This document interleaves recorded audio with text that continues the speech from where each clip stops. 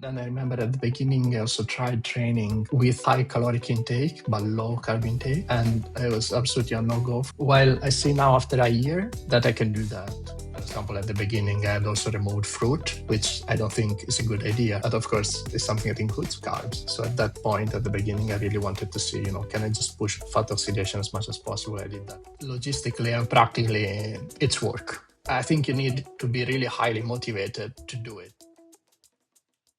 Marco Altini, welcome to the podcast. I'm really looking forward to speaking to you. You don't know this yet, but when I started the podcast, I had the list of the people I wanted to get here, and you were top of the list. So I'm very happy that I can get you on Thank here. you so much. I really appreciate it. I hope I can live up to the expectations.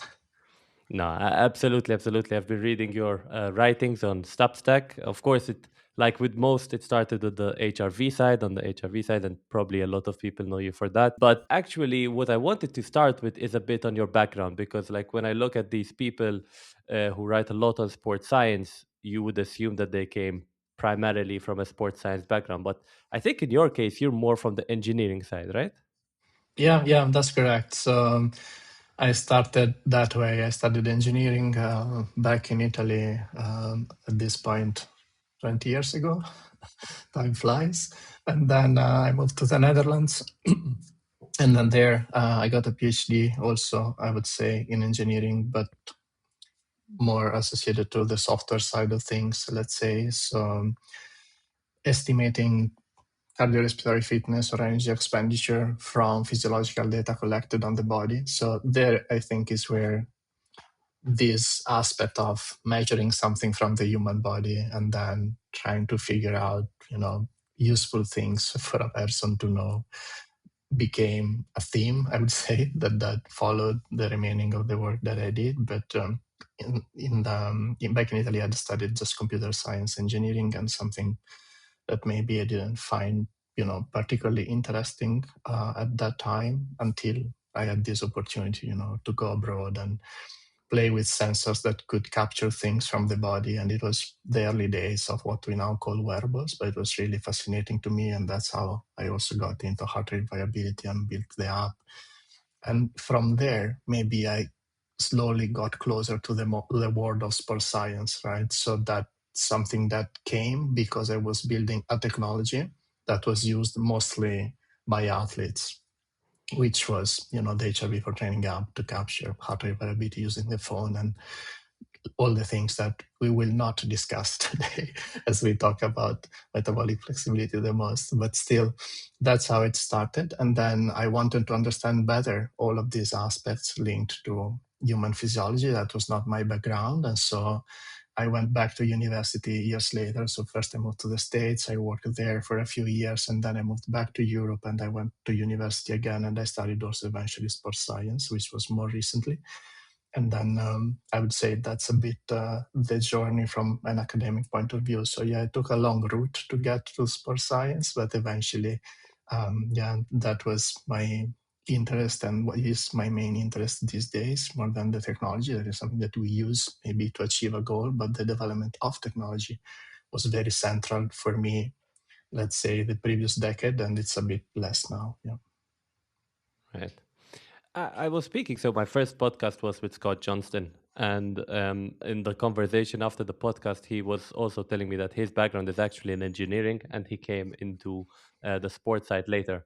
And he told me he finds this kind of background in engineering a pro, kind of like an advantage for him, because he says that the background, the engineering background, gives him this kind of problem solving mindset that you like test this hypothesis and then see what works and then iterate over it, and which maybe people who come directly from the sports side, especially if they were athletes, don't necessarily have. So maybe the curious question I have, also because I also studied computer science, so I'm definitely biased here, like, do you see your background as an advantage or something which if you go back it would be something you would change? So I wouldn't change it, meaning that, I studied different things, I did different things, built different products. It's been a journey, and all of it gave me something, right? Also, I lived maybe in places where I would not live now, but when I was there, still in a way, it made me who I am now. So I think, there's nothing I would change, but it doesn't mean that I think it is necessary or that it helps particularly.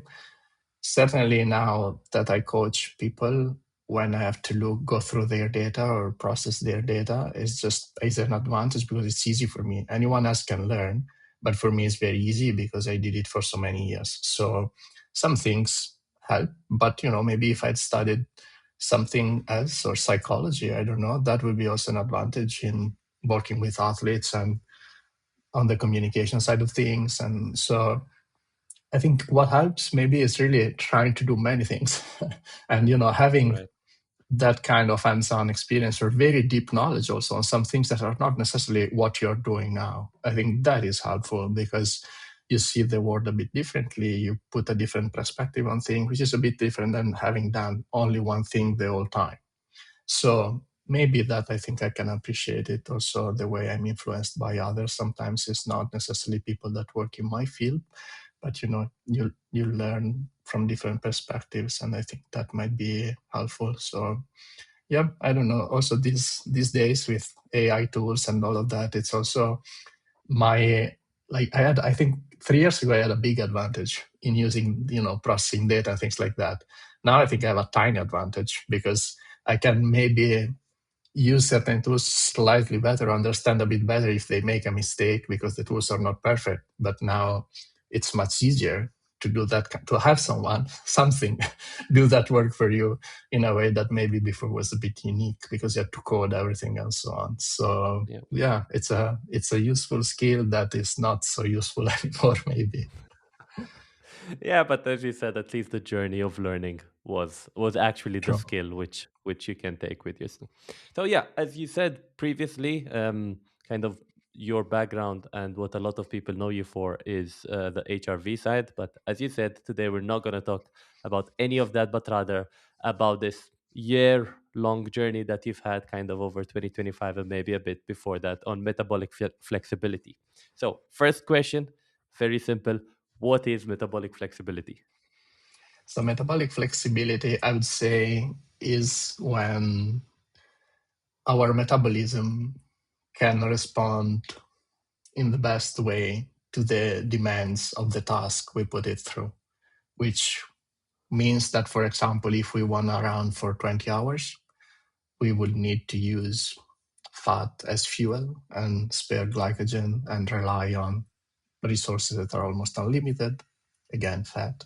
While if we want to run a short, fast race, we want to burn through lots of our carbs and glycogen resources and then use that as the main fuel because it might be slightly more efficient and it will help us perform better. So it's basically having a metabolic system that again can use whatever is best given the circumstances of the event we are interested in or of our training.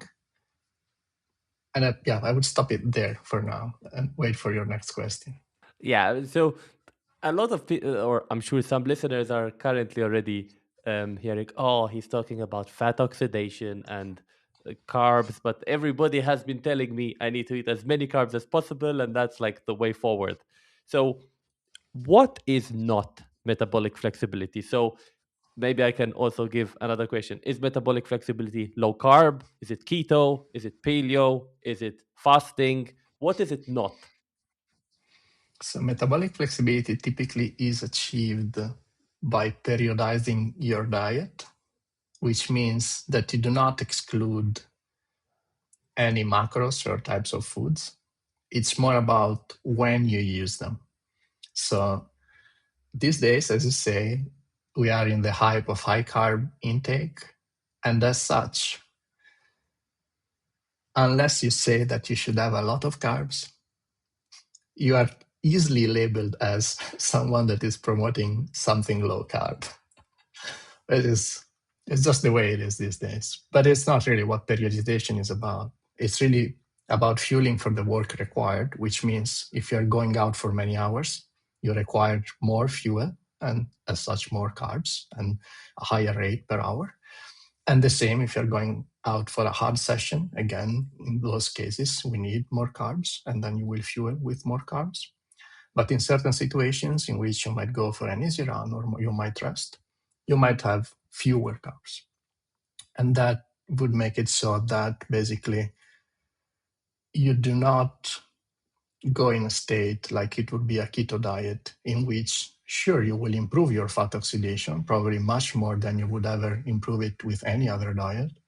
But then you would impair your metabolism at the top end side of things. So you will not basically be able to burn anything that is not fat. And that will impair your performance when you need to go to those higher intensities.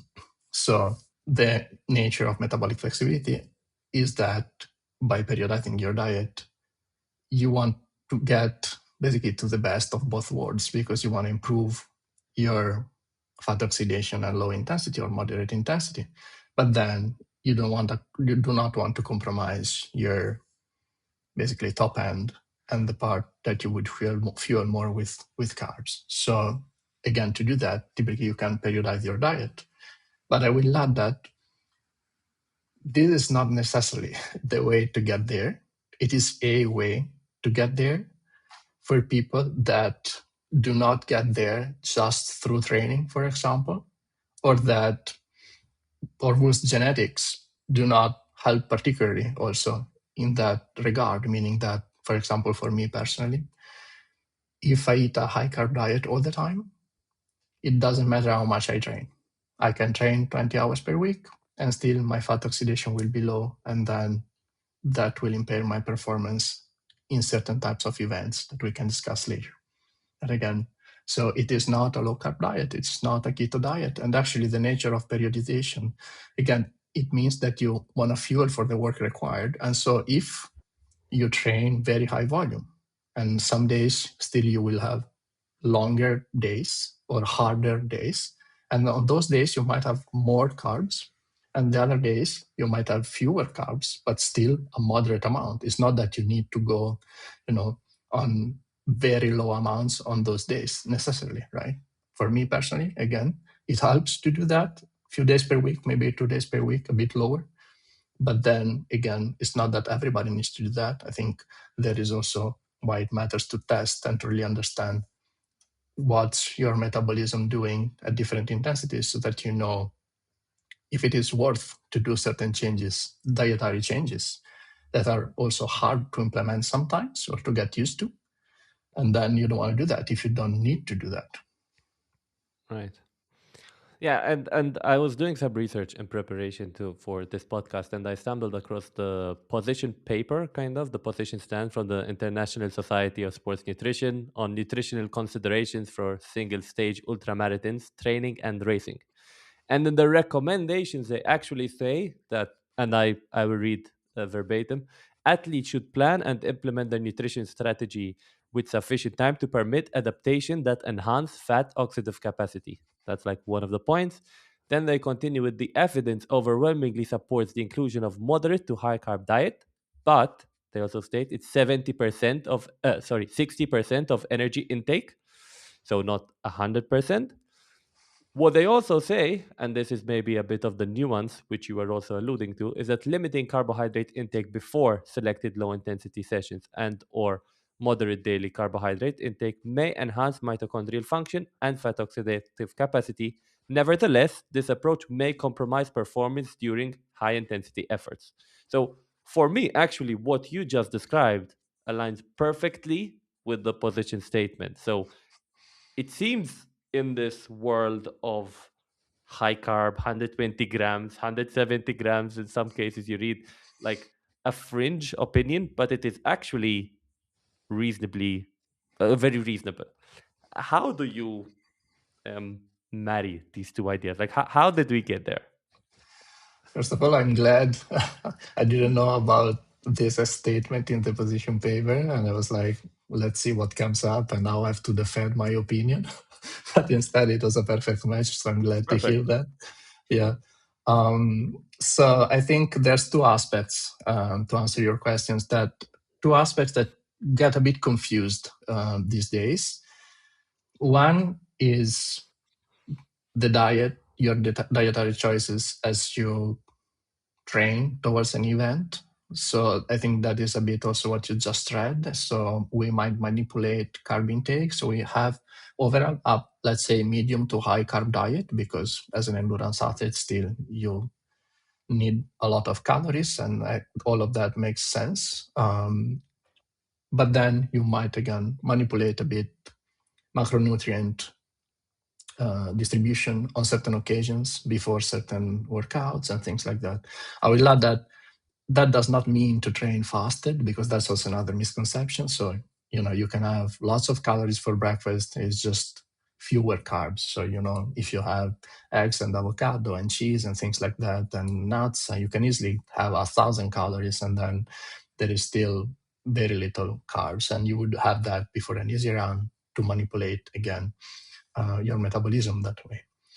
And you do that for a while, but that basically creates a metabolism that is also resilient. It means that if I load on carbohydrates for a couple of days, I will not completely change my metabolism, because otherwise the chronic diet would be useless. So that would mean that everything that is our metabolism depends only on what we ate day and yesterday. And of course, it's not like that. So if the stimulus is chronic enough, then it will change our metabolism, but otherwise not necessary. So if we want to fill up glycogen stores, because now that we have developed good fat oxidation, we can spare that glycogen and so delay fatigue. But then we need to have that glycogen in the muscles. So if we stay low carb until the race day, then probably we are not doing something smart in this case. We want to have glycogen stores that are full, so we have more carbs. And then on race day, also, I think there is a lot of, I would say, experimenting these days, because it's really experiments. People are trying things. Even, in elite athletes in races, they are trying to see if it helps them to have a very high intake. And, sometimes they succeed, sometimes not. But it's not that we have much evidence there from studies that this is the way to go, or maybe this could be the way to go for a particular athlete that generates a huge power output for a very long time, which is different from, of course, the average person that is generating a much lower power output.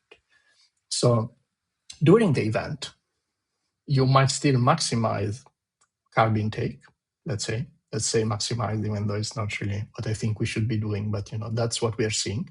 You might still do that while you rely on your fat oxidation rates that you have developed, so that you still spare glycogen, but then your diet and your intake during the race are not necessarily aligned from that point of view. So you could go periodized diet and then go really high carb during the event, and that would still make a lot of sense, because if going really high carb helps you for some reason, then you basically also get the best of both worlds, because your metabolism is flexible and you can take, different situations, but the best outcomes from different situations. And then you can also have very high intake during the race. Then I think we also know that it's not as simple as that, right? I think I was glad to hear, for example, Tom Evans' coach, the nutritionist, not Johnston, the coach, who mentioned that they had slightly reduced Tom's intake during the race, right? So I haven't heard any. I listened to him a few times. I haven't heard anything in particular about his diet, so I don't know exactly how he eats. But we know that he has incredible fat oxidation rates, because he mentioned he has like 1.3, 1.4 grams per minute at his first threshold. So that's pretty high. Well, maybe some of the highest. And then we know also that he had gastrointestinal issues in his previous attempts at UTMB. And then this year, since they saw that he did not need so much, probably given his fat oxidation rate. So again, he's very metabolically flexible. And maybe it's just genetics and he's eating lots of carbs, from every day. It's just, there's also those kind of people. So we need to remember that it's not always the diet. The diet is one element, but if you have great genetics, that is the best element, of course. And then if you also put that on top of, decades of training, that also certainly helps in developing, mitochondria and fat oxidation and everything. So yes, reduced his rate a bit during the race. It was 80 to 90 grams, if I'm not mistaken, per hour, which is at this point, I mean, it's obviously a high rate, but at this point, it's nothing too high if we look at what others are doing. And, he won the race with this intake without having this time gastrointestinal issues. So again, it's not really the higher the better, but still being metabolic flexible gives you room also for trying different things during the race. And if you have issues, then you can also, you know that your body can handle it. So if you cannot eat for 2 hours, it's not a disaster as in the case in which you really need to fuel all the time because your body cannot do anything without continuous carb intake, basically. So I think in general, you can bring together these two elements by developing metabolic flexibility. And then if you don't have GI issues, gastrointestinal issues, then you can also try to increase the rate during the event, and you will not compromise in any way that metabolic flexibility you created. And then that can also help you. And then for me personally, I don't go there because of gastrointestinal issues. So for me, it's just an advantage to have the fat oxidation that is higher, also because I cannot really intake that much as others can. But if you can, I wouldn't say that that's something you shouldn't explore. Yeah. So I think you're already kind of moving to the direction of why you did it. So maybe you can expand on that. So yeah, the question is very simple. Why did you decide that this is something that you wanted to look into? Yeah, so I also live on this planet, and like everybody else, I've only heard that you had to have more carbs. And that was a message that I loved because, of course, I love carbs, like everybody else almost. So, for years I did that. And, I'm a recreational athlete, so I had my goals and I trained, and it has always been a big struggle for me to do what I could do in the shorter distance in the longer distance. So that tells you something about where the difficulties are, but it could still depend on many different aspects. So after a few years in which, I still train, I would say high volume, because if we put together running and cycling, and running being the predominant part of my training, some years I hit 800, 900 hours. So it's a lot of training. So you do not expect that someone training this much and doing many long runs fades so much in a longer race, where typically training volume, amount of long runs with some intensity predict quite well, your durability, so to speak. So for me, this was always a bit of a struggle. And back then, I would say I did not have the knowledge to understand these aspects in terms of metabolic flexibility and the different substrate that we use during exercise. So for me, I was listening to everyone just telling me, have more carbs during the event, for example, just fuel better the event itself, or the loading before the event, like get to 10, 12 grams of carb per kilo for the 48 hours before the event, and then try to have higher rate during the event. But that wouldn't make a difference except for lots of extra GI problems. But it's not that I wouldn't fade in the same way. So, and it's difficult when the people also talking about this, typically are the people selling the gels. So even with all the best intentions, Yeah. like I don't mean that they mean bad, or it's just that it's the tool they know. And I'm sure in many situations it can help, but it wasn't what could help me. And then looking at data I had collected in certain previous laboratory tests, and then learning more about, again, metabolism and all of that, I could see that my fat oxidation rates, even at very low intensities, just jogging, so even lower than what I could run for 100 kilometers, was near zero. It was basically, I was just running on carbs all the time. And so I thought, maybe this is a contributing factor to the issues I have. So let's try to change this. And that I would say it's the motivation behind it. So there was a performance issue. And then in the physiology, I could see there was something that would not reflect my training. it would certainly reflect my dietary habits. So again, lots of carbs all the time, and then a poor fat oxidation even at low intensities. And then I thought, okay, let's try to address this. And I think you also covered kind of a future question, because that is a lot of training. I think that averages to more than 15 hours a week, roughly over a year, which is a lot, or at least for most amateur athletes, at least it's quite a substantial amount. And the question that I was going to eventually present is like, hey, I'm a long distance runner. I spend so much time doing my long runs. I am constantly in a maybe not carb depleted state, but maybe I am in a state where I am using my fat or my fat stores very regularly. So my fat oxidation is anyway very good. But you are in probably for an amateur on that higher end of training. And still you notice that this is one of your issues, right? So just because you run long distances or have a lot of training or weekly mileage, or it doesn't necessarily mean that your fat oxidation is good. This is something that Exactly. also I think comes out very clearly. Yeah, exactly. I think, they'll say it takes care of itself typically when you train a lot, but not so much. And I would say my experience is not only my own. Like, as you know, I've been testing others as well, and I've seen this other times. So I think there's more to it there.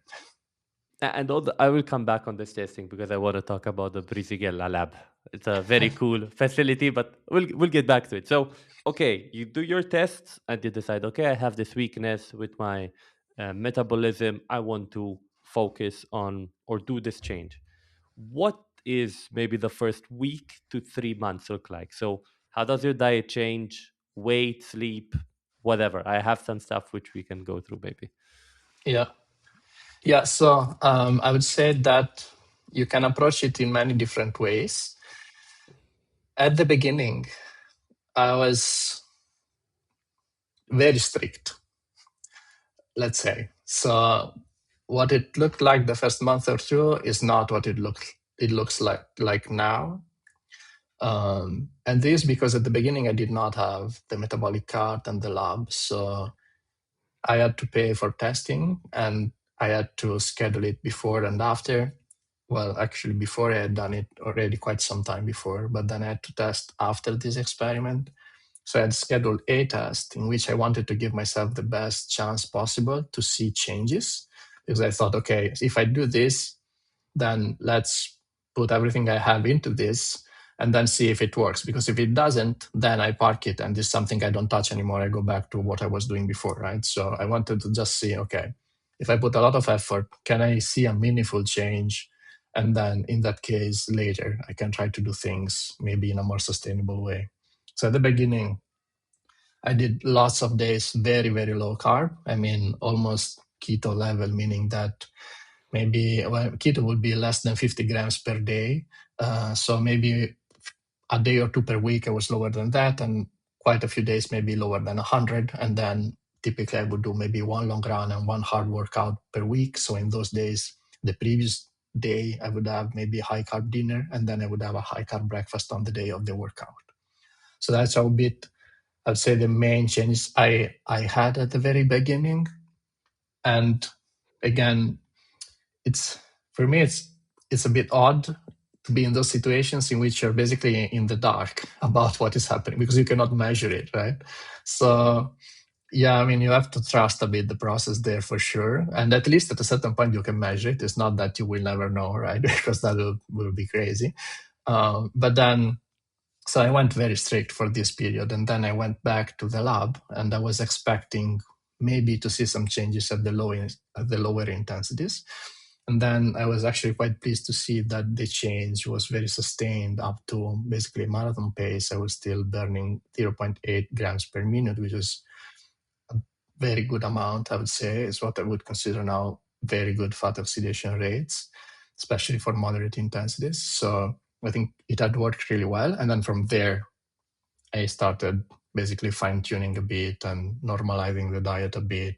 For example, at the beginning, I had also removed fruit, which I don't think is a good idea, right? Because you lose vitamins and things that are also helpful for your health. So It's and of course it's something that includes carbs. So at that point, at the beginning, I really wanted to see, can I just push fat oxidation as much as possible? I did that for 8 weeks, and then I renormalized a bit things in a way that are more sustainable. And when I work with others and we look at these aspects, of course, we start already with a much more sustainable way of doing things, because also we can measure it, so we can see if it works or not, if we want to make more changes. So for me, it has been, different stages of the process. Today, it's mostly about, I would say, the breakfast and the snacks. Those are the things that, as an Italian, used to be very high carb and sugary, and pastries and things like that. And now I've changed completely. So for breakfast, I might have eggs or an omelet or something, or yogurt and nuts. And then, unless I'm doing again a workout or a long run, and then snacks also, maybe I have again some more yogurt or nuts and things like that that are low in carbs. And then before, maybe I had bread and pizzas and things like that. So I think by changing those, you already change a lot of, because your blood glucose is not always high as it was before. So when you go training, then you can basically improve your metabolism by stimulating a different pathway. So I would say that's a bit how it started and how it has developed over time. Yeah, I'm originally from Malta, so also Mediterranean Italian diet. And now that I moved to Austria, whenever someone goes to Italy, it's always the Molino Bianco cookies, biscuits, or a Bauli So croissant. true. So, yeah, well, I was just in Rome like just over a week ago, and people asked me to get that stuff for them. So, yeah, unfortunately, they're very good. So. Yeah, true, true. It can be addictive. And what were, or maybe the question is, were there any changes to stuff like your sleep, GI distress, your weight? And since, of course, you are so, like you track your HRV so clearly, was there also changes in HRV? So at the very beginning, there were a number of factors at the same time, because the very first time I changed diet, I was coming from a period in which I was also putting myself through caloric deficit to lose some weight. So again, multiple factors there. It's not that you have to do that. So it's just that I wanted to do that even before I decided to change the macros. So that was ongoing. And as such, I was losing weight during that phase. But now I've basically renormalized. So over this past year, in which I ate always periodized, I've gained weight, because before I had lost a lot through this deficit in which I put myself through for some reasons. And then now I'm basically back at 70 plus kilos, where I was maybe 65, 66 in March or April of last year. So I basically gained 5, 6 kilos back. Still, again, doing my lower carb days and periodizing nutrition. I think it is more like my normal weight. And then in certain occasions, I went lower, but it's a lot of hard work. And I don't think it's functional to certain events as well. So in terms of running, I see that for certain events, unfortunately, it helps me because it's not something that I enjoy particularly. So if I want to run a marathon personal best, I see that that way is kind of the way to go for me. But if I want to run an ultra marathon, especially something with elevation gain, then I run much faster, even climbing up, even if I'm 5, 6 kilos heavier, just because I'm so much stronger. So again, weight is a complicated topic, but for me personally, I see that depending on the event, I might manipulate it a bit. But I also am glad that I parked the marathons in a way that I don't have to go there.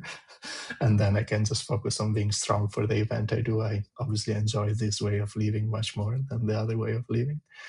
But yeah, so at the beginning I was losing weight, but because of that, not really because I think of the change in macros, because again, later during the year I've gained weight and went back to more or less where I am at a healthy weight. So I think that's not necessarily part of it. Also, recently I worked with an athlete doing more or less the same thing, and over maybe 2 months and a half, it was more or less the same weight, gained a kilo, but there's also day-to-day variability. So I think the macros Right. change, didn't really change much as long as you fuel for the training. So you eat. It's not that you just go fasted or starve because you don't want to have carbs, right? That is not what it is about. Um, in terms of my HRV, and we could call it, the nervous system stress response in a way during that initial period. I had a big drop. I remember that I had tracked this during the initial change of the macros. So there, I think it was mostly the change of diet. It was also consistent with a study that Dan Plus did with a friend of mine, but is also one of the major experts in the world of HRV and I would say also in periodizing nutrition and lower carb diets. That's some of the work that he did in the past. So I talked to him about also this kind of things, and what I could see in my data this time really reflected well what also was seen in this study in the average of the group, where you have a period of maybe 1 to 3 weeks in which you have a bit of a drop and then things renormalized.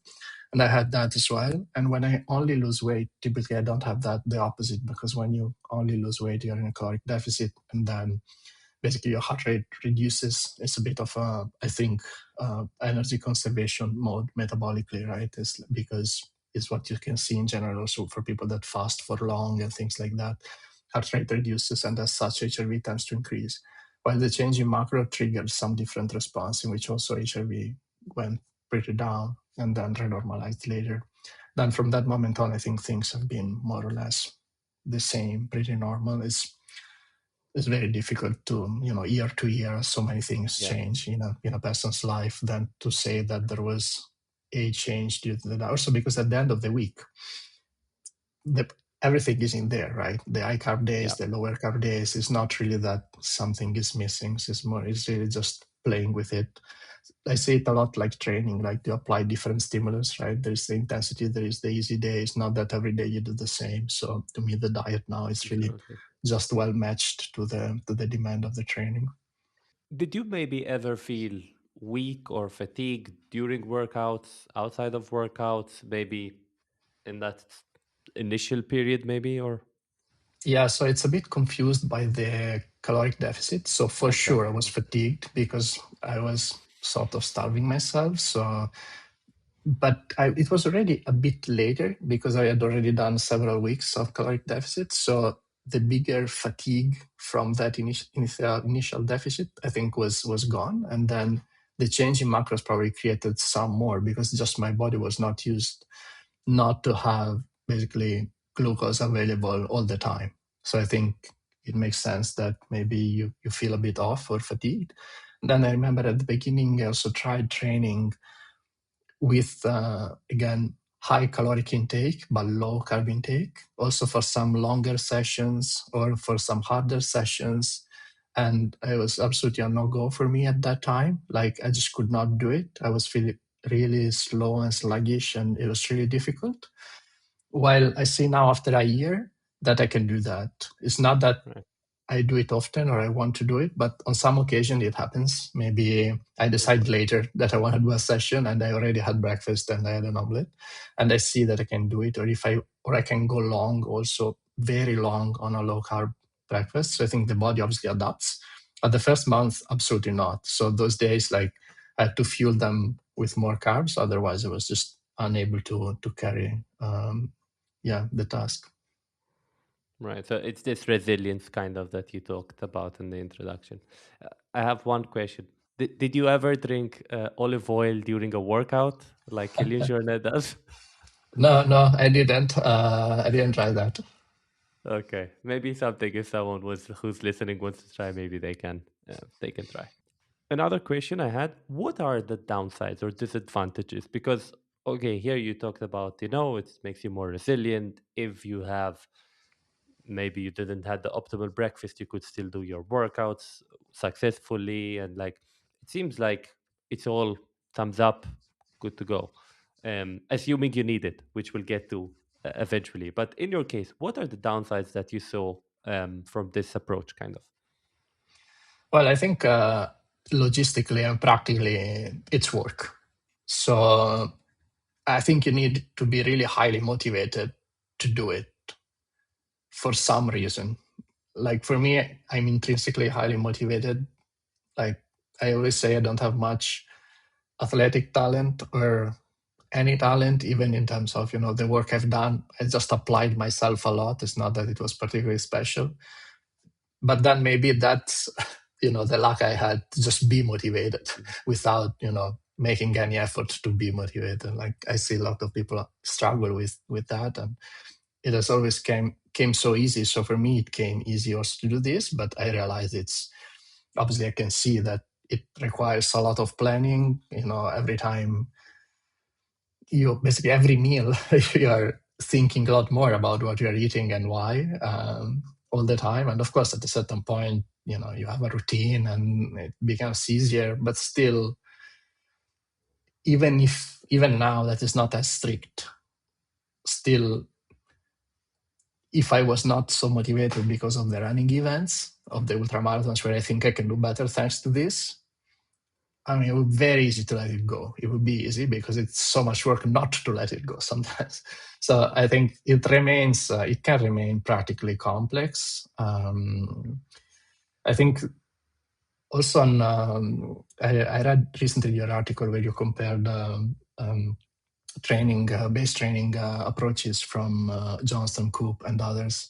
And it reminded me of Coop's book, in which he also mentioned different dietary approaches. And about periodized nutrition, he says no disadvantages except for the logistical one, right? And I think it is like that. Like performance wise, I think because you still have the carbs, so you can full spectrum. You can do either better if you had a deficiency, or equally good to have another type of diet which is more carbohydrate based. But logistically, it's complicated. Also, if you have, I don't know, if you have kids, are you gonna, make four different menus when you eat? Like for me, Of it's course. me and my wife only, but then also the two of us eventually drifted towards eating this diet because otherwise, only one of the two does really work.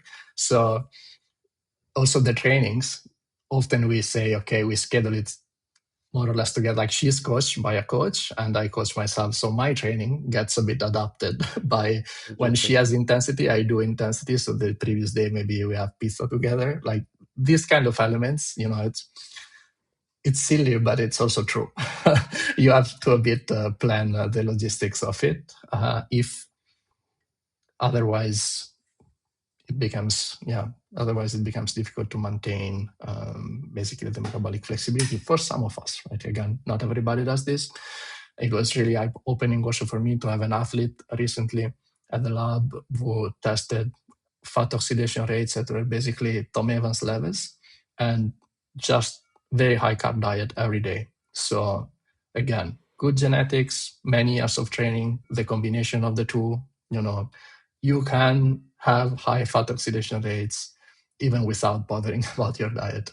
But you need to know. So in my case, it wasn't the case. And also for my wife, she had very low fat oxidation rates as well. And she also targets long ultramarathons. So eventually, I think it was good for the both of us to do this. And it worked out. But it's not so easy, I would say, to implement for everybody. Yeah, I remember seeing one of your a photo you posted as a story on Instagram where I probably your wife messaged you like, it's actually sometimes cool to pick up stuff from the supermarket for this metabolic flexibility experiment. So Yeah, it can true, be fun true. also. Yeah, true. It's not And always the same things, right? You have to be creative, especially when you travel, because when you travel, you are just bombarded with sweets and sandwiches and things like that. So you need to find the spots where they have, I don't know, some fish or something else. yeah, absolutely. So you mentioned a lot the testing part, right? I knew I had so in your case, you knew you had low metabolic low fat oxidation. The athlete which you coached or which you tested had high, even though his diet was kind of all carb based. So this is where the lab comes in, right? The do you need I mean, I guess you'd have to test to know if you have good fat oxidation or not.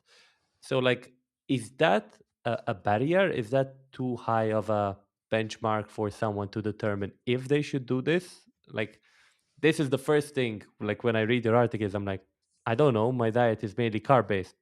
but it's not necessarily that I have bad fat oxidation. So how would you start if someone is saying, okay, this looks something I want to look into, it has no downsides except organizational, where would you start? Yes, I would say that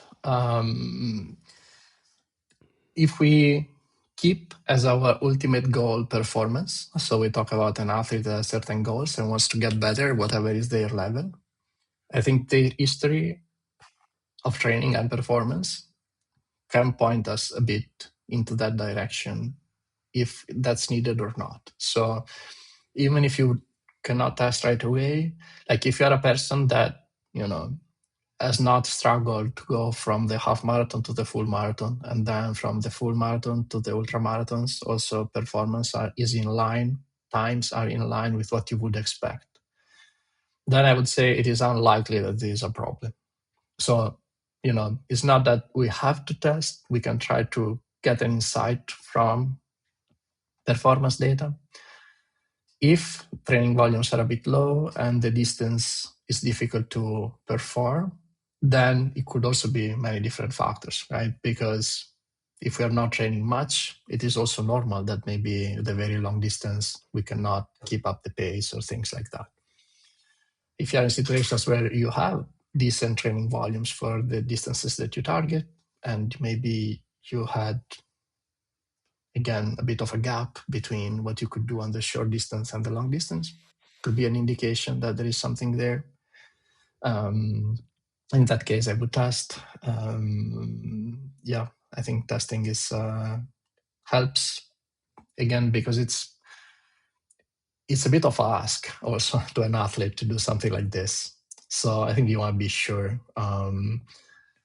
That's also why, like, for the people I work with that I don't have here, that cannot come here, like, I wouldn't do that. Like, Right. unless they are really, hey, I want to do this. Then I'm like, okay, sure, we can try. Otherwise, in fact, out of all the people I coach, only one person we went this way.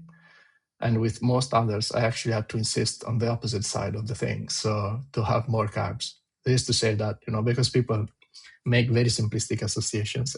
I talk about periodized nutrition and I am this person that works with fewer carbs, but it's actually, it happened, 1 out of 15 went this way and it helped him because I could test, and he had gastrointestinal issues in long races. He did not perform well in long races. So like many different pointers that were looking this way already. And he came to me because of what he read. So he knew that we could do this. And then we tested also him and we confirmed that fat oxidation rates were low. So we're like, okay, this is the best case in which we can take this and apply it and it can get better. But otherwise, I would agree that typically we need to work on the training. Training load needs to support the distance that we want to race. And then the fueling must be appropriate also for the distance that we want to race. So it's not that we want to fuel less, we want to fuel optimally. And that can mean different things. And then if we still struggle there, then I think testing, I would do it once just to maybe rule out this issue or not. Because again, it could be multiple things, but then it's always preferred to have the measurement at that point than to guess, because it is, again, quite a disruption in a person's life to change dietary habits. On the bright side, I think we saw that the changes are quick, right? So I think that is also kind of nice because you don't need to do this the whole time. Like some people don't train or run the whole year, maybe a season they do something else, and some cycle, some ski, and it's not that we always want to do the same thing. Also, diet wise, we might do this for 2 months, 3 months before a long event. And then in another phase, we might do something else. And that also is fine because the change in metabolism is quite quick. And then maybe if you do it for longer, you could have a bigger change or you could become more resilient to other changes. But that's also very individual. So it could be that you get, 80-90% of the gains with 2 months of work as opposed to doing that all the time. So at that point, it could be a good trade-off. Right. So you get the vast majority of the gains in 2 months, and then how do you know how long those gains or adaptations stay for? Do you need to constantly like top up, or do you kind of have similar oxidation rates for 6 months, or we don't know yet? Yeah, I think it is highly dependent on your habits. Like I tested this for me personally, so I can answer the question for me, but that is not applicable to everyone again. So because metabolism is so individual. So I know that if for 7 to 10 days, that little, I revert back to having, cookies for breakfast and all the other things that we have, then I'm basically back to where I was. So Wow. if I have 2 days of that, like before a race, no problem. But then if I, stretch that towards 2 weeks, then for sure I have, so to speak, compromised metabolic flexibility again for me. So I respond very quickly to the diet and maybe much less to the training from this point of view, I think we can say. And again, this is not necessarily applicable to everybody else. But for the few people I tested, I could see all of them in 8 to 10 weeks, you have large improvements with a bit of periodization. I do not know, though, how quickly these other people would revert back because we did not try that yet. Mm. Yeah, I'm trying to think whether, like your case, as someone who genetically you said has such low fat oxidation, is that the norm? Is it not the norm? But then I'm already starting to think, well, it probably differs also geographically, historic, like Yeah, familiarly, a sort of like culture. Yeah. what are the, yeah. So, well, I don't know if we'll ever kind of get to know whether your case is the norm or whether it's more of a fringe Yeah. situation I can because tell you of from bodies. people that I discussed this with that have more extensive experience than I do, that typically they will tell me that maybe 75% of metabolic flexibility goes back to diet. So Right. still, let's say that for this specifically, it can, unless we talk about, good genes again, Tom Evans kind of genes, then it kind of matters more than training. And that's why, for example, in Dentlu's Endure IQ program, where people have a more periodized diet, like all the people that they test and don't have good fat oxidation rates, I think Dan mentioned they get to maybe 150 grams per day on average. So again, very far from keto, that it would be again less than 50. So, Yep. but still, you could consider it still a low carb diet unless Yep. you're doing workouts, right? Because even a moderate amount would be higher for a regular weight person. Still, like when you do that, you see the change in metabolic flexibility. So it's like maybe the easiest way to change it is through diet more than through training, because all of these people in this case are triathletes, so the volumes are pretty high with respect to runners. But there can be also these limiters, and also Bob Seaborst, who wrote good books on the topic, mentions the same. I think that's exactly what he said: 75% diet and 25% training. And in his experience, also testing lots of people over the years, I would think that it makes sense because, by changing the diet, you change what's available for the body to use, and the body needs to use what's available. So if, there is no extra glycogen, then it will use a different pathway and it will learn quickly. Training, maybe for some people, it can change things. And for sure, from sedentary to trained, there is a change, right? But once Absolutely. we talk about endurance athletes and we all have a certain amount of hours of training, then that will interact again with our genetics. And some people will have higher rates and some people will have lower rates. And probably I am a bit of an outlier in the way I respond to the diet, meaning that with a high carb diet, I was basically not oxidizing any fat.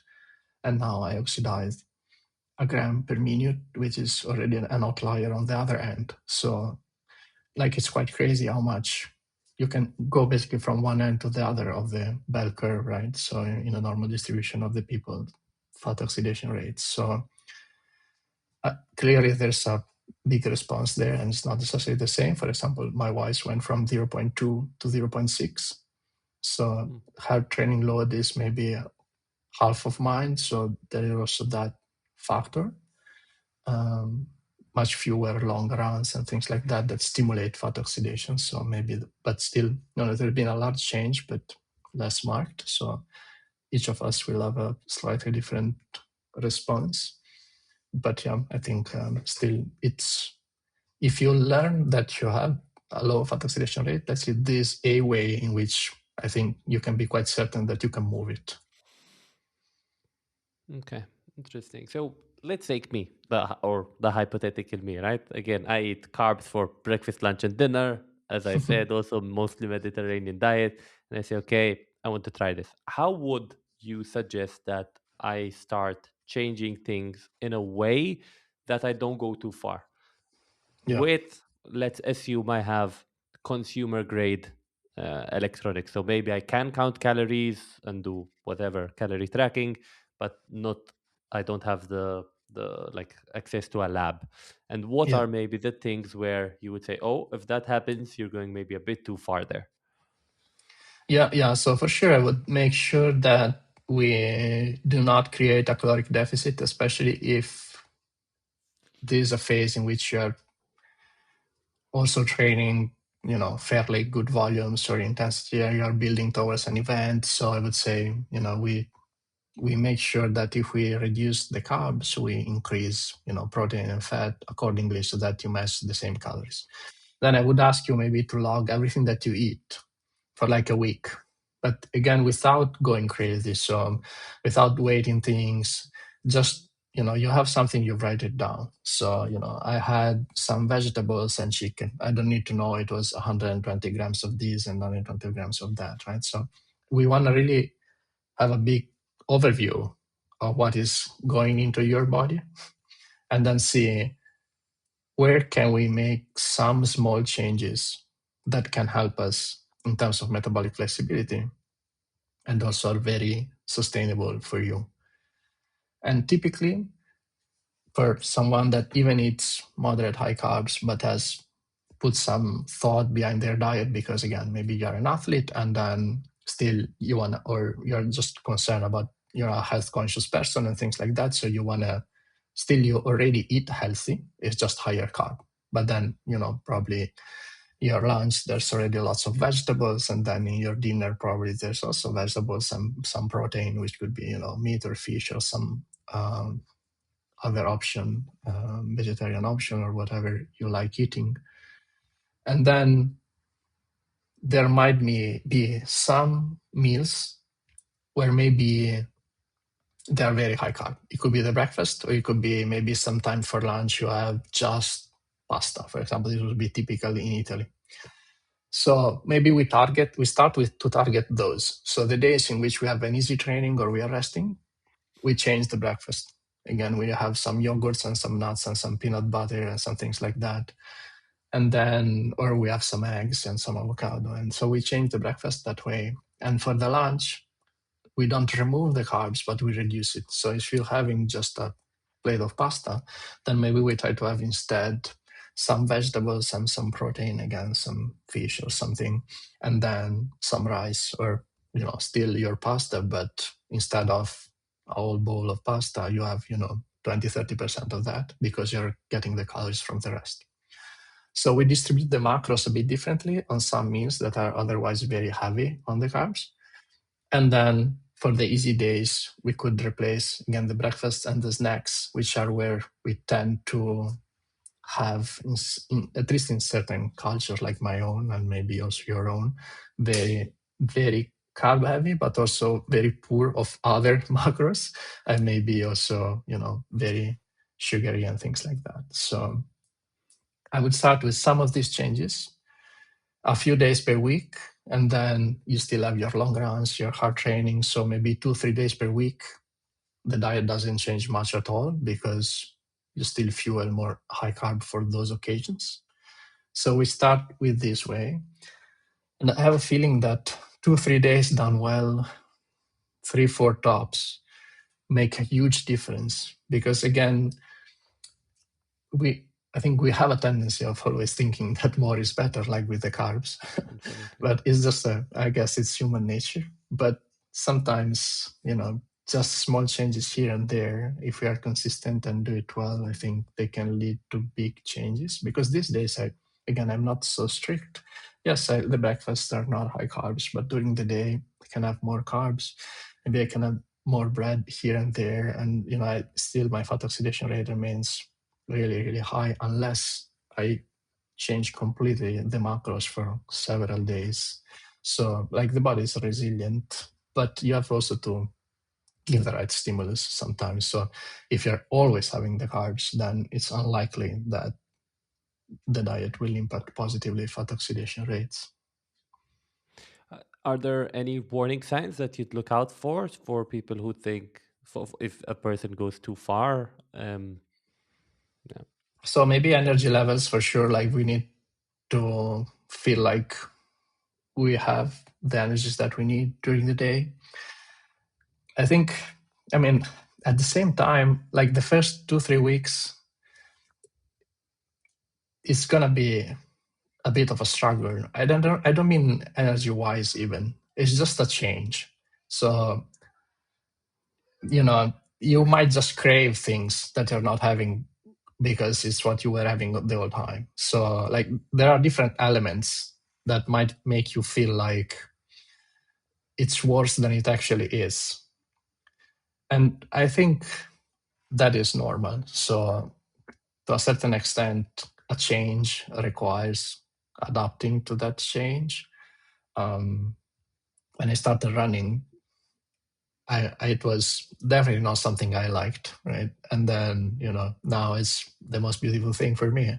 So it takes time. And also, when I stopped eating sweets for breakfast, it was like unthinkable for me almost. Like, I had that breakfast for like 40 years. I was like, now I'm making eggs. It was like the last thing I thought I would do. And now it's been a year and I crave an omelet. I'm like, that is the best breakfast I can think of. It's like, again, unthinkable before. So, like, we change the way the things we like, what we crave changes, but we need to give it a go and to give it some time. And at the beginning, it's going to be a bit of a struggle. But if we make these changes, I think it is important first to match the caloric intake to what we need. So, again, not create caloric deficit and so on. I think it is important that we don't get into energy deficiencies and risk anything else. And also, if we don't know what we are doing, then of course also to work with a professional, right? So get a nutritionist that can follow you and can, in that case, they might also plan things in terms of the exact meals and grams that you need and all of that, right? That is not something I do or I can do because it's not my job. So for me, it's just more about giving indications on what a different diet can lead to in terms of metabolic responses and some examples like I did now. But then if we want to do this the way it needs to be done is also to work with a professional, but maybe also with them to get them in the loop in terms of these are the changes that you want to do to lead to certain metabolic responses. Because unfortunately, that is not also common, right? Even though you read the statement that these are the recommendations, apparently, then it's not that if you go to someone, they would think of training and periodizing nutrition this way. I think it's quite unlikely. So maybe there needs to be also some input from the athlete there that that's what they want to try. I have a really random question. I don't know. It's maybe a bit speculative. I mean, in the past, or rather when I was a kid, we had kind of the food pyramid, kind of with all the carbs at the bottom and the fat at the top, and like eggs used to be kind of somewhere in the middle. Um, do you think? And I believe I haven't checked that they like now there's a new version of the food pyramid, like sometime end of last year. But do you think that still holds as a concept, or yeah, this base of carbs and then the fats going up, kind of, sh- or whether or this move to the fat oxidative foods or fatty foods, maybe to use that term, is only for athletes, right? Like, I don't know if I asked the question right. Yeah, yeah, I know what you mean. I don't know, honestly, because also when I think about my diet, it's not really that I think about that I should eat fat so that I will burn fat. It's more about, Right. maybe not having so high glycogen availability. So, I can have, I think in any case, we should always think health first. And I think that helps a lot because it's a slippery slope. If we think fat first, then, there's people that having go keto and have only, cheese and steak or things like that. And I mean, that is not a healthy diet, right? So the carbs are not bad and fat is not bad. Both of them, I think, can be bad or healthy depending on which foods we pick. And so I think we should really focus on healthy food and, again, really the basics, vegetables, fruit, and things like that, and some legumes and stuff. But then we can manipulate them a bit in the week based on the demands of training if we want to stimulate fat oxidation.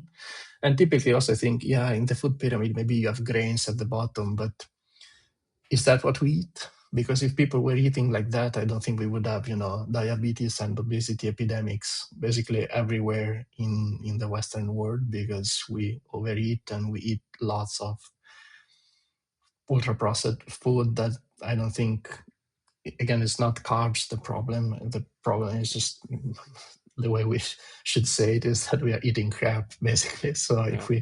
if we start eating better, I think we solve most of the problems. And then in terms of performance, we might manipulate things a bit more.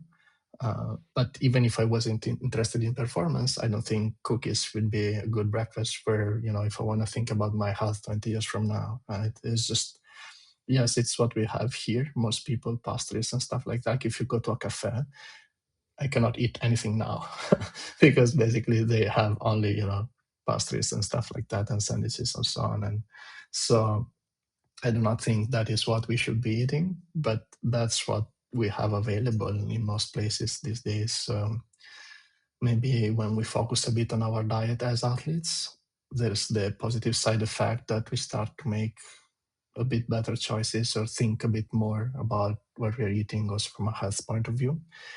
Or at least it gives me ways to think about that, right? At the beginning, I said I was very strict with the diet and went very lower carb. And I was aware some of the choices probably were not good for my health. So I tried something, but then I was quick to revert part of it because I thought it was not the way I wanted this to proceed. Like it was not the only thing that matters. And maybe that's also where athletes sometimes get lost in both the high carb and the low carb, right? If they think that is the one thing, then we'll just eat lots of carbs the whole day, even if it is very unhealthy food. And similarly, for when there was the keto trend and everybody was, eating keto, then also there the dietary choices were not the healthiest for sure. So I think we need. That's also why maybe periodization is nice because you don't exclude anything, and you just are in the middle and use different foods at different times depending on the demands of training. Like it makes so much sense that it cannot be successful. Yeah, and I think the you said like we should take the view of health first. I think that's very important. I was speaking to a friend of mine. He's into swimming, and he was talking to his swimming mates, and they were asking him like, "What do you eat?" And he started, "Well, for breakfast, I start with fruit," and they were like, "Fruit? No, no way! Like all the sugars." And like, "Well," and then I eat some pasta. Also an Italian guy, and they're like, "No pasta, no. We just like get our protein from protein shakes." And he was Yeah. like, I'm not sure that we have the same goals here, right? Like, okay, Mhm. sure, fruit and pasta, and yeah. So sometimes I think we miss the essence of what actually we're looking to achieve for all the shiny stuff and all the nutrients and the supplements and all the stuff which we should be layered on top of food, real food, and a balanced diet. But sometimes we flip that paradigm. Yeah, yeah, for sure. Okay, so my understanding is for people who want to start, they should catalog for around a week kind of what they're eating to get a general sense of, yeah, essentially what they're eating, what their starting point is. Then maybe look back at that, identify a few days and a few meals where maybe they can do some changes. calorically equivalent changes. So if you're going from a carb-rich diet to a carb-rich meal to maybe something more protein or fat-based, you need to make sure that it's calorically equivalent, and then stick with it for 3-4 weeks and see how you're feeling, and going on from there. Given the slightly disruptive nature, I guess this would be something which you would suggest people to do in the off season, or maybe not the month before the race. Yeah, so for the first take, for sure. Like I wouldn't, 2 months first before the race say, okay, now is the time that we try to periodize nutrition. At the same time, though, given that we said it can change quite quickly, if you try this very far from a race, get, handle of it, and you know how it works, what meals to change and how to change your diet in a way that it works, and you do that a couple of months, then maybe you put it on hold and then you pick it up only later on because you have a very long event and you want to use it at that time. I think that could be doable. For me personally, at this point, I like the way I eat these days more than before. Also, my blood sugar is much more stable, and for obvious reasons, because again, I'm not having all those cookies that I was having. So it's just, I think from various point of views, it's it's okay. And then I prefer to just keep it this way more than go back and forth. But maybe for someone that finds it a bit harder to implement the changes, they can use it here and there. But first time, I would say again, far from an event, as you said, and then maybe once you know how to use it and the effect it has on your body, then maybe you use it before a long event if you know that that will help you. Okay. I think we can close the metabolic flexibility chapter All right. here. I think we asked, or hopefully we answered a lot of the questions the listeners have and the curiosities. And of course, if they want to see more, I will link all the articles you wrote on Substack in the description. But I do have two questions which are kind of on a separate topic, a bit maybe curiosities from my end. One of the articles which I keep going back to on your Substack is kind of around testing, like when to test, when not to test, and kind of what struck me as interesting is that kind of the result, or the kind of what you say very early on actually, is that typically you opt not to test, and that you try to get everything from the training data. Now let's assume that the listener is a self-coached athlete with not with years of experience looking at different pieces of data from different athletes. All they have is their own stuff. How do you distinguish between the noise and the signal, right? So maybe we can use the example of how does someone know that they're struggling to transition from a shorter distance race, from a marathon to an ultra, and therefore they're a candidate for metabolic flexibility. Like, how do you do that practically? Yeah, I would say from performance in racing, ideally, or in race simulations, or in long workouts that are not so far from a race simulation. So you need the key sessions. I don't think there is no magic behind, a hard workout that is short. You can execute it very well, and we wouldn't learn anything about it. Easy runs, also, even easy long runs, even very long runs that are very far from race pace in terms of being very easy. I don't think we necessarily learn much. There is some signal in there sometimes, but to really learn something, eventually you need to go out and do something similar to the race. So if we take some, just because it's simpler with respect to the ultra trail, if we take someone training for a marathon or a road 50K, and then in training we will do sessions that at a certain point include a lot of the target intensity. And so I think those sessions are where you actually learn. So there's a long build, but then in those events you will see if there is an issue or not. Because if you ran shorter distances certain times and then we go out for a long run, marathon pace, we do, I don't know, 10, 15 kilometers, zone 2, and then we do 2 blocks of 10 kilometers at marathon intensity.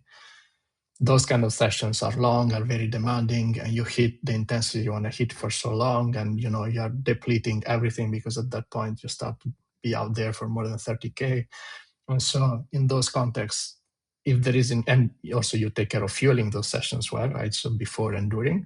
But then if you see issues in those sessions and it's not occasional, so you go out once, 2 times, 3 times, and there's always something, then I think we start to have indications. So I like to use a lot training data, because I think testing on most occasions is a wasted day of training, because you do something that otherwise you wouldn't do.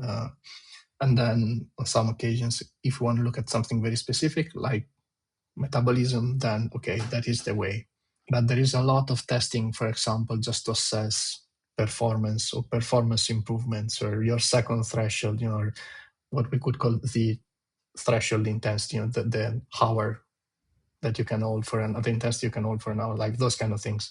I think all of that is derivable from training hard, from variability in training and in the various sessions that you do over the months. And sometimes you repeat some of the same sessions, sometimes you do some serial sessions. You see how things are going, I think, at those intensities, or the intervals that represent those intensities, right? Longer or shorter and things like that. And then for a long race, you need to go out at those intensities, because there is really no way you can predict it from the rest, as it was in my case. I think also durability wise, right? And then to me, issues with metabolic flexibility have also to do with durability, but it's only one side of it, right? Because from a muscular point of view, also we might have issues that are other than glycogen depletion. So multiple factors there. But then if the long simulations, long workout, the hard workouts that are also long do not go well, I think there is where we need to investigate and change something, because those are the key ones. If you can't execute those in training, the race will not go well. It is basically Absolutely. guaranteed. Yeah. Right. Right. So it would be to, I don't know, determine an intervention or something that you want to focus on, to do one or two tests, but not lab tests, but more like race tests or Yeah, exactly. And workouts then which are from long. those, yeah, we can learn Exactly. something typically. Yeah. And then we might decide to focus on something for a few months and see if we can do it better and so on. Right. Okay. The second question, of curiosity, kind of. I've heard you say that the races you like are the ones where you can wake up, run for the whole day, and go back to sleep. So my question is very simple: when are we going to see you do CCC?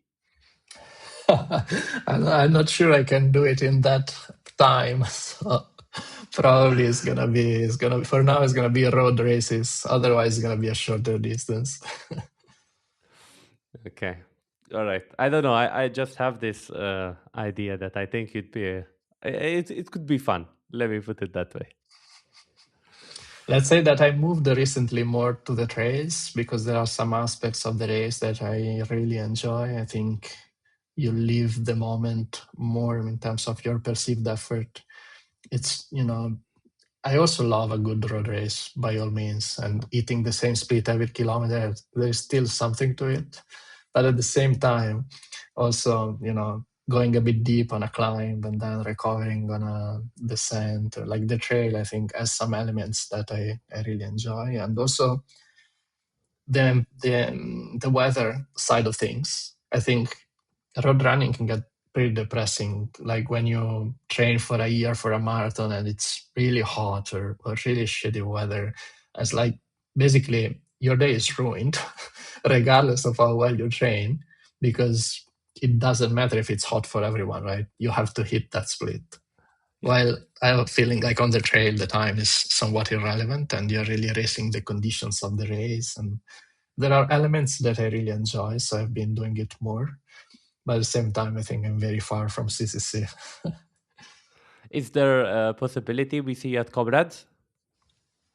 Well, so let's say that that's obviously maybe the best race for someone that likes to do hilly road races that are long. So would love to.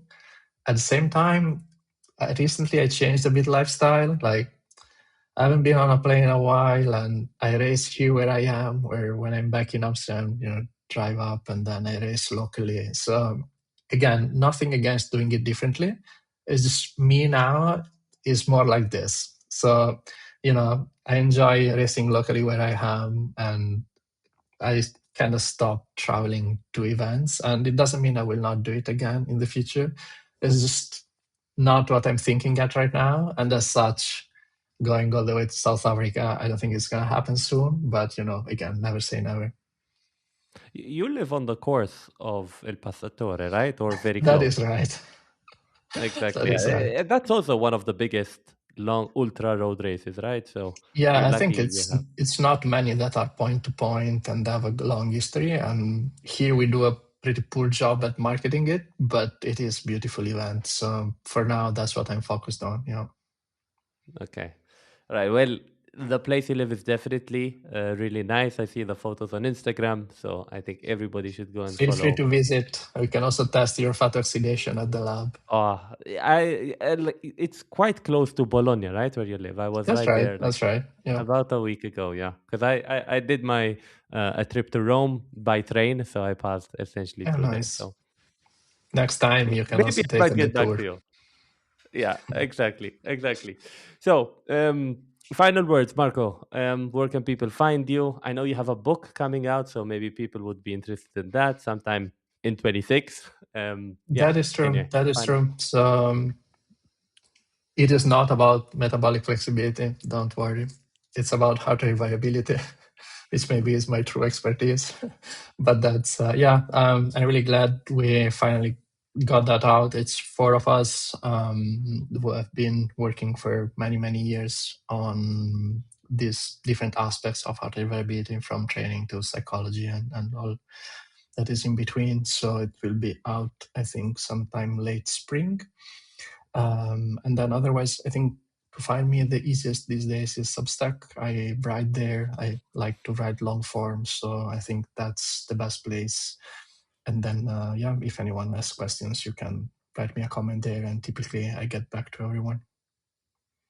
Yeah, I can attest to the incredible detail and analysis in your Substacks. Every time I get it in my inbox, I'm like, wait, I need to make sure I have a good 20 minutes to go through this. So, but I enjoy Thank it, you. so I definitely recommend it to everyone. Okay, I think we're basically done here. Marco, thank you. Thanks a lot for this amazing episode. I really enjoyed it, and I hope the listeners also got something out of it. Thank you so much, Nikki.